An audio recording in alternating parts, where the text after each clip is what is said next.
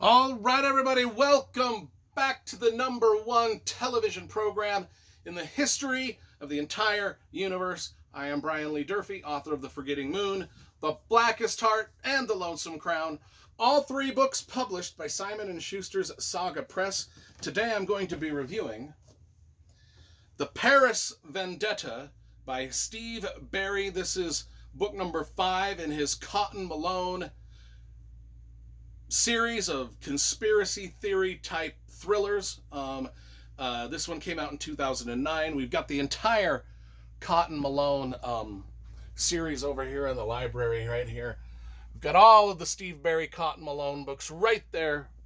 I enjoy this series quite a bit, and I can't wait to read and review the rest of them. I've previously read and reviewed and left a video review on the channel of the previous 4 books in the series.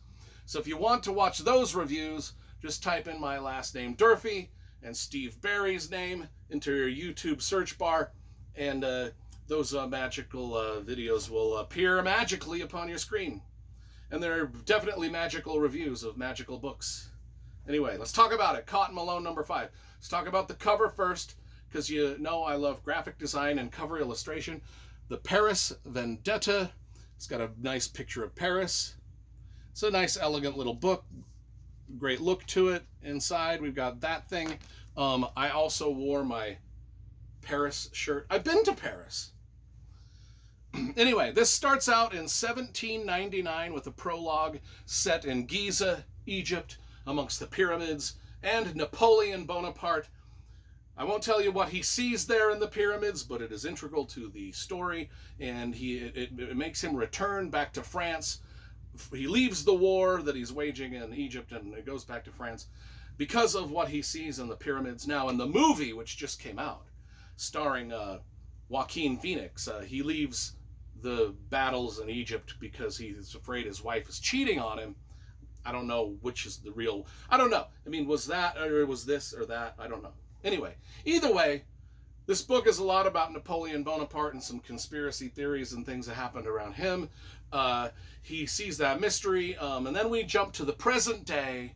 Cotton Malone, our main character, in Copenhagen, running his bookstore, as he always does at the beginning of every book. He's running his bookstore in Copenhagen. There's a shootout. By the way, this bookstore that he runs seems to be the least safe place on the planet to be.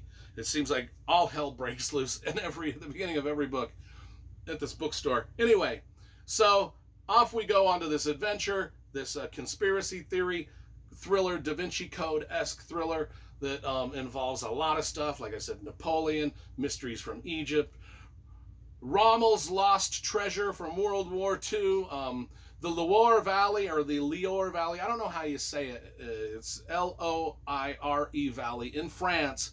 Another place I've been. The chateaus in the Loire Valley of France are worth visiting. I visited about a half a dozen of them in 2019. They were so cool. Anyway, so I like when books take me to places I've already been. And as you know, sometimes I visit places around the world because of the books I've read. But I also like it when books take me to places I've already been.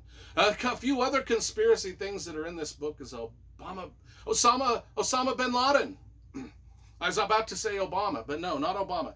Osama bin Laden, and how he would short sell stocks.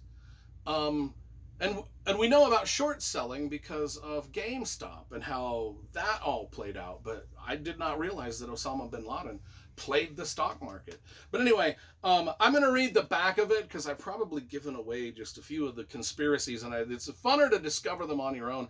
And there's about a dozen more that I won't talk about. I'll read the back just so we're safe in me describing this book.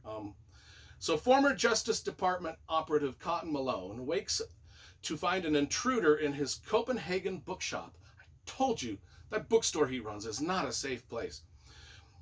An American Secret Service agent with assassins on his heels.